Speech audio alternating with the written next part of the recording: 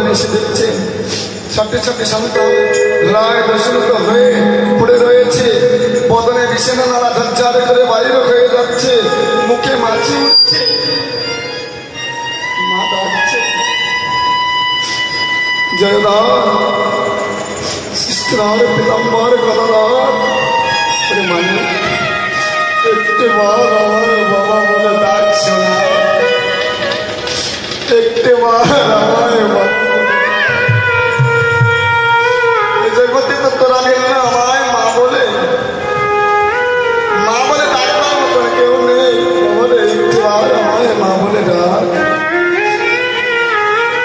আমার মা বলে যে ডাকবে, মা বলা পাখিটা তার ভেতরে নেই। প্রভাতকালে রানী সনেকা ছোট ছোট সন্তানকে হারিয়ে ছোট ছোট সন্তান নিজ মুখ মধ্যে জড়িয়ে ধরছে, নিজ মনে জড়িয়ে ধরে মা কান্দন করছে। বাবু গো, মায়ের কোলে যদি মরা ছেলে তুলে দিয়ে যায় সে মায়ের কেমন অবস্থা হতে পারে? মা পাগলিনী উন্মাদিনী পুত্র হারা পাগল মা, একটা নয় দুটি নয়, ছোট ছোট সন্তানকে হারিয়ে কখনো হাসে কখনো কাঁদে। মা পাগলিনী উন্মাদিনী হয়ে কাঁদছে আর বলছে ওই আমার কমলা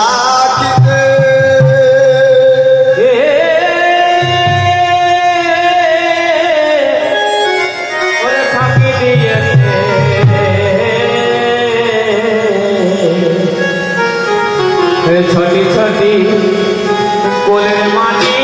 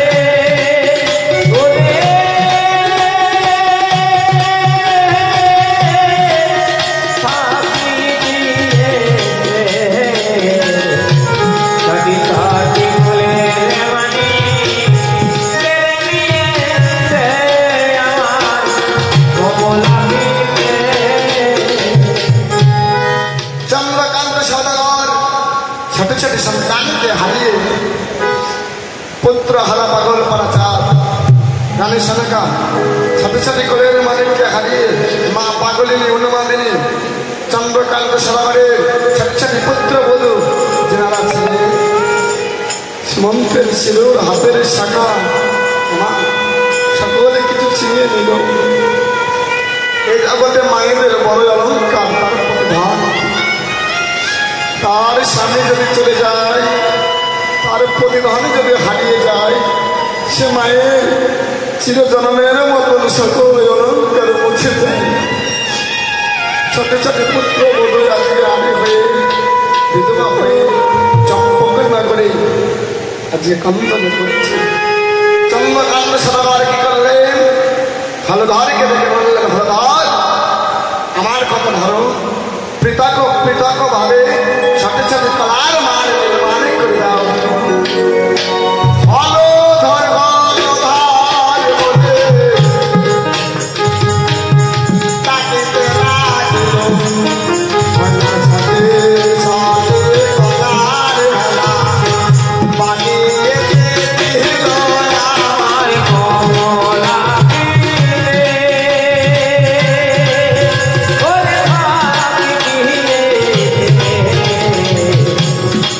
চাঁদি কোলের মানি কেড়ে নিয়েছে আমার কমলা গীতে।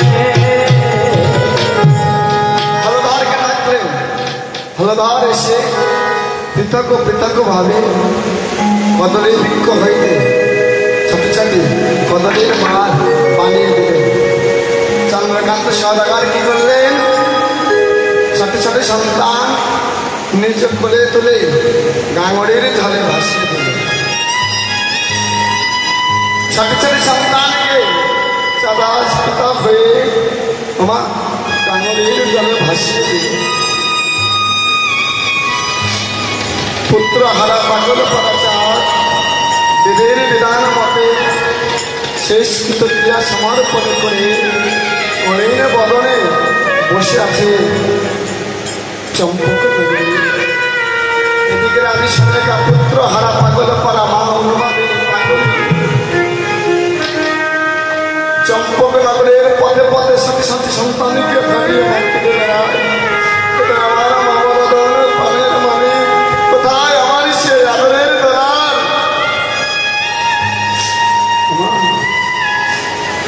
কেউ তো জগতে নেই সনকার মা বলে ডাকবে। ছোট ছোট কোলের মালিককে হারিয়ে মা আজকে পাগলিনীর সম হয়ে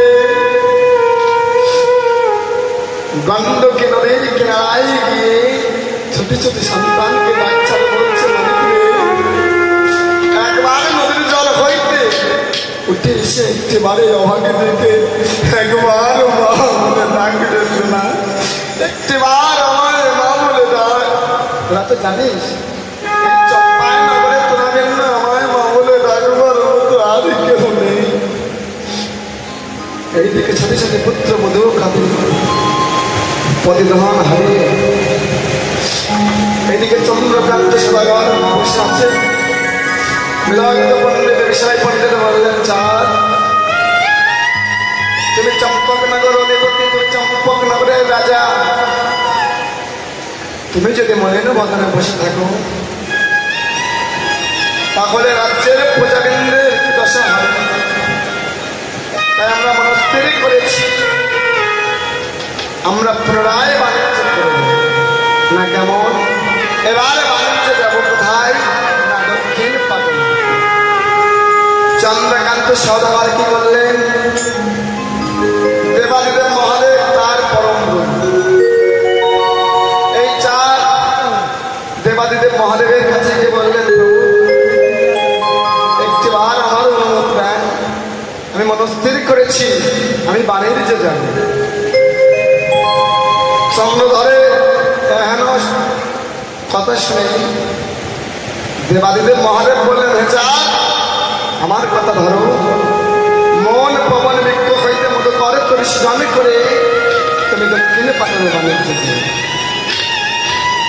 এবার চন্দ্রকান্ত সদাগর আপন দেশে এসে 1600 সূত্রধারকে যেতে বললো, সূত্রধার আমার কথা ধরো, মন পবন বৃক্ষ হইতে আমি মধুকর করে সৃজন করব, মধুকর করে নির্মাণ করব। তোমরা কাষ্ঠের সন্ধানে রওনা দাও, দেখো কোথায় আছে মন পবন বৃক্ষ। এবার 1600 সূত্রধারে কি করলেন? মন পবন বৃক্ষের সন্ধানে রওনা দিল। তাহারা ও সুন্দর যাই যাই রে